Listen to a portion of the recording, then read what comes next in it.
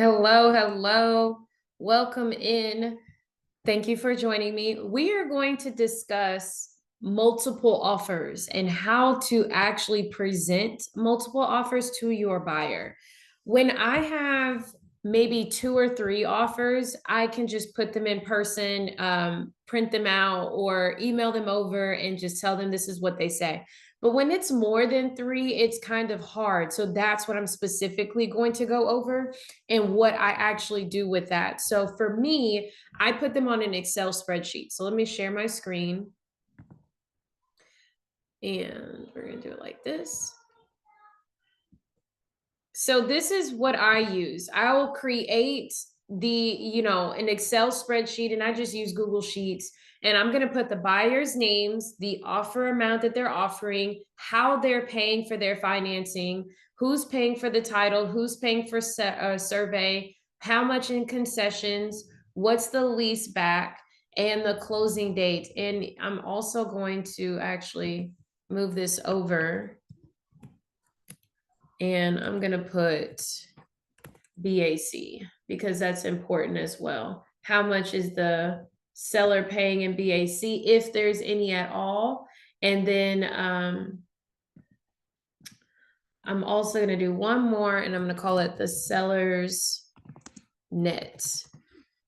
So what my client's going to actually walk away with, who's buying it, how much are they offering, how are they paying for it, who's paying for the title, who's paying for the survey, how much in concessions, are they offering a lease back, how much is the buyer agent commission, when is the closing date, and how much is my client going to walk away with.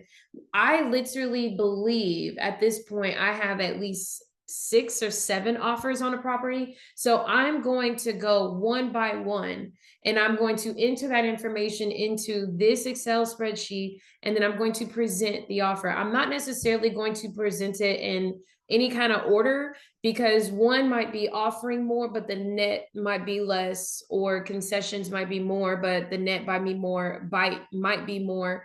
So I'm literally just going to go right down the line. So the only way though you can make this happen, oddly enough, is you have to know the contract, and you have to be able to read the contract so that you can put this information on here. Okay, so I'm still going to share my screen, but I'm going to split the screen like this, and we're going to go through it together. I'm going to do maybe 2 of these with you, and then I'm going to fill them all out on my own, and then I will come back on the video, and then you'll see the full spreadsheet out. Okay, so I'm going to do 2 with you so that you can see what I'm doing, and then again I'm going to pause the video, finish, and then come back and cut the video back on, and then show you what it looks like at the end. Okay, all right, so who is the buyer? So my seller is the same for all of them because this is her home, right? So who is the buyer? The buyer is going to be this name right here, and I'm just going to copy and paste that. And what is the offer amount? It's 120,000. And I'm actually going to do dollar here so that when my client sees it, it makes sense. Okay. Now, if you see this right here, it says cash portion, right? That's for A. Remember, A plus B equals C. So A is 120,000 in cash. B is 0, so there's no loan, and C is 120,000 in cash because they're offering 120,000. Your other way of knowing that is if you look here, if there was a loan of any kind, it would be marked. One of these 3 items would be marked. There's nothing marked. There's nothing put in B, so that lets me know that my financing is cash. Okay, that's how I know that my financing is cash, and I'm just a stickler about some of this stuff. So let me go ahead and fix this because I'm weird. Okay. All right. So who's paying for the title policy is next, because I already know that there are no leases. The earnest and option money. Well, the option days are important, but the option is the option. So it's all good. So the title policy, the buyer is going to pay for this.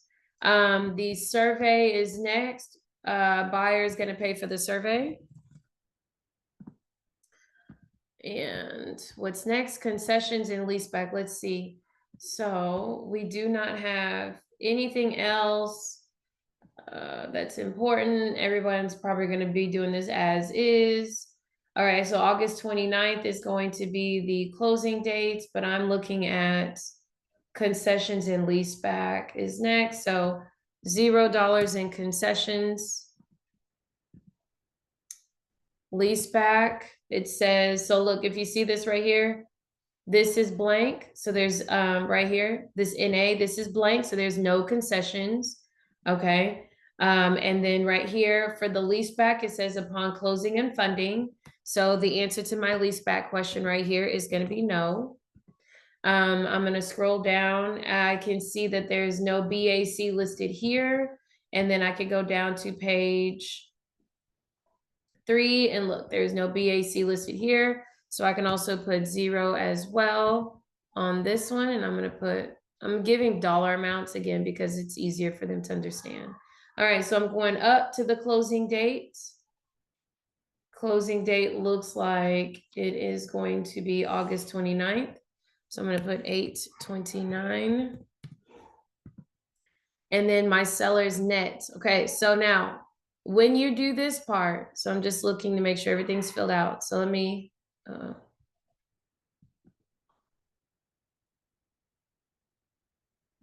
there we go. All right, so let me clean this up really quick because I'm weird. So let me just clean this all up. I need everything centered so that I can see it as well. Now, when I do the seller's net, you've guessed it, we're gonna have to use Chicago Agent to do the seller's net, okay? And how you know to do the seller's net is because there's no way for you to tell my client how much are you going to actually make off of this when this is done if we don't have a net sheet, okay? So we just go to Chicago Agent real quick.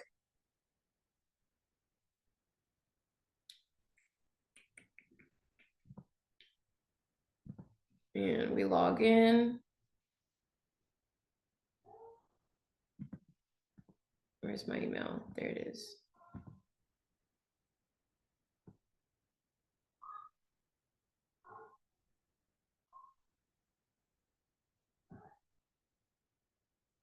Awesome. Okay, so once we get this part going, I'm gonna move this over here while I'm logging into that. So once we get this part going, I'm gonna go ahead and also pull up the next offer just because I want to do this kind of quick. And then again, I will show you how to get everything else. So I really don't need this anymore because I know the rest of the information that I need. So I'm gonna go back through my email and I'm looking for all the stars. So this was the first email. This is the second one. All right. So my buyer here is this name.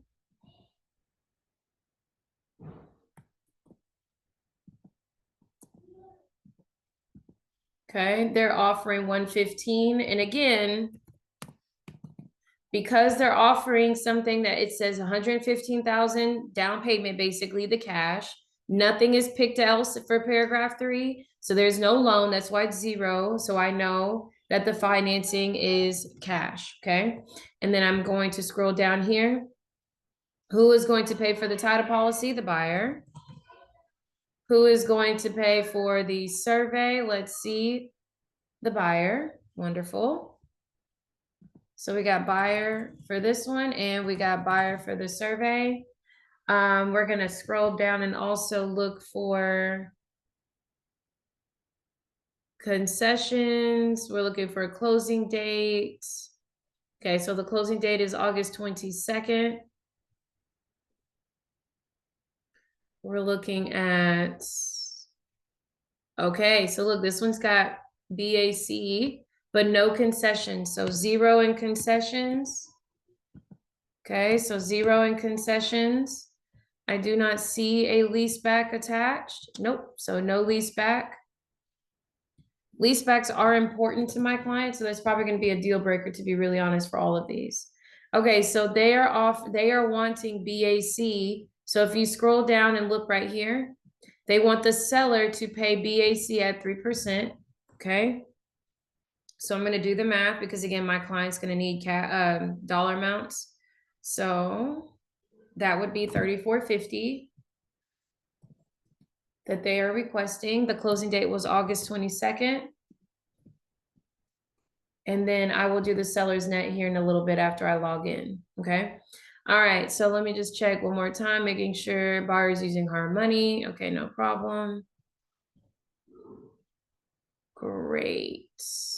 Good. Okay, so now I can go to the next one. So like I said, let me get into this Chicago agent really quick and show you how to do the net sheet really fast.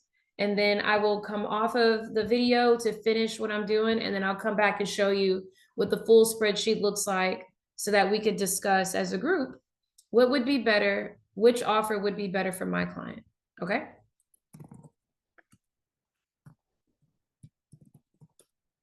I'm just logging in really quick.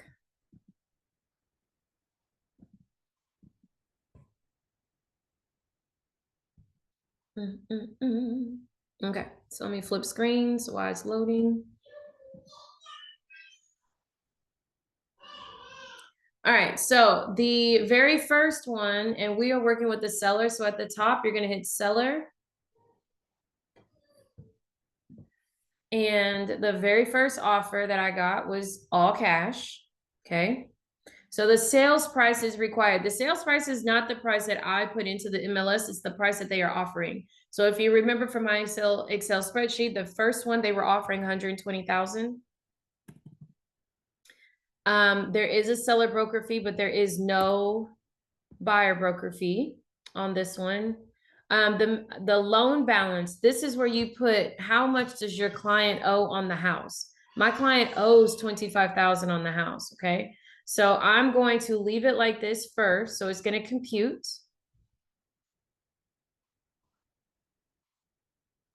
And then from here, I also need to make changes to the closing costs. Okay. So I need to change this as well because this is not going to be in September. It will be August. Let me look at the Excel spreadsheet. It will be August 29th. So I'm going to change that. So barely any time at all. So August 29th, and then we're going to go to the detailed closing costs over here. And we're going to edit these because there will not be a home warranty and that the buyer is going to pay for that. So, and then there is 0% for the sellers. Oh, for the buyer broker fee is 0, sellers is 3. So done. For this estimate only.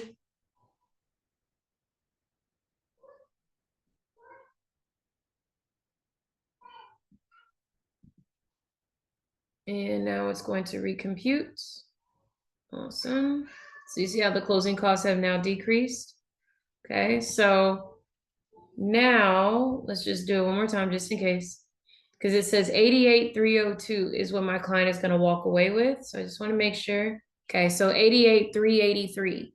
Okay, so I'm going to go back to this. And on that seller's net that I'm putting dollar signs, she's going to walk away with 88,302. Okay, so I'm going to do the same thing for the second one, but I only have to change a few things. So the first thing I'm going to change is the dates because they want to close on the 22nd. I'm also going to change the offer amount because they are closing, they wanted 115,000. They also are doing a broker fee. And that should be it. Everything else should be the same. So let's see how much she walks away with this time. So then again, you can see, you know, what offer is going to be a better offer. So just with those slight changes, you see how it's decreased my client's net by a little over $8,000. Okay, so this offer is already in last place. So I'm going back to my Excel spreadsheet here. So $80,233. So $80,233. There you go. All right, so I'm going to pause this and then I will be back. Okay, I am finished now. So let me show you what it looks like.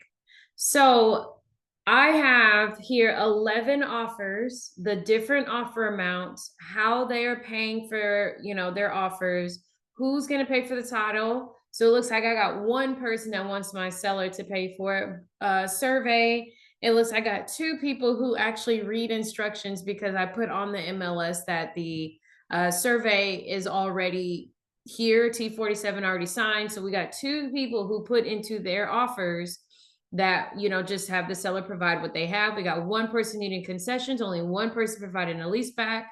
Couple people are actually using real estate agents, so we need some BAC, multiple different closing dates, and then we have different nets. So again, typically what happens is when a seller is reviewing offers, what they want to know is how much are they asking for? What type of things are they asking me to do? And at the end, how much am I going to make? Okay, so you got some offers like this one where it's cash, which is great. The buyer's going to pay for all of their stuff, everything. There's nothing here. Like this offer right here, the buyer's paying for everything. We don't have to worry about my seller coming out of pocket for this stuff. But look, the net is 88. Whereas on this one down here, it's a conventional offer. It's not cash. We do have the buyer paying for some stuff, but look, the seller's going to come off some money there. Seller's coming off more money here, a longer closing date. But look, my seller gets a lease back, and look how much more my client will come off on this one. So when you were receiving multiple offers, this is how I put them together, easier to read. And then in a email, in a separate or in the same email, I also send my client, let me find it. There we go. So I also send my client each of the offers, and I label them by the number that they are listed on the Excel spreadsheet. So this is offer 15, which I don't like the way that was written out, but I'll change that in a second. But like this one is offer 5. So then when she goes and looks at the spreadsheet, she'll say, okay, this one's on line 5. So this is the offer that she's looking at. Not necessarily that this is the 5th offer, because it is not, but it's lining up on line 5. So therefore I labeled it as offer 5. Again, easier to read. And then I give my client like a full 24 to read everything on their own, and then come back, sleep on it, sleep on what they understand. Let your clients sleep on what they understand, and then come back and say, do you have any questions? Which offer would you like to take? Which situation works best for you? Let's go through them together, blah, blah, blah. Now, if you're on a time crunch and you can't give them a 24, then no problem. But I'm not on a time crunch. My client has plenty of time. We can review these. And I do know that my client does not like to rush decisions. So I just like to set them up this way. Okay. Hopefully this helps, but this is exactly how I present multiple offers. Again, if there's 3 or more, 3 offers, I just send them all in an email. I send an email with this type of breakdown. I don't use an Excel spreadsheet. I get on the phone, I talk them through it, easy peasy. But anything more than 3 offers, I'm using an Excel spreadsheet. And in this situation, I had 11 offers. So here we go. Thank you.